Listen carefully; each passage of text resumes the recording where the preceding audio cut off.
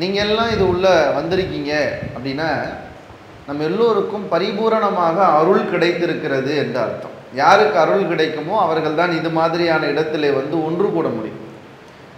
அடியார் திருக்கூட்டத்துக்குள்ளே ஒருவராக இருப்பதும் சாது பெருமக்களுடைய கூட்டத்துக்குள்ளே ஒருவராக இருப்பதும் எல்லாருக்கும் கிடைக்கிற விஷயம் அல்ல.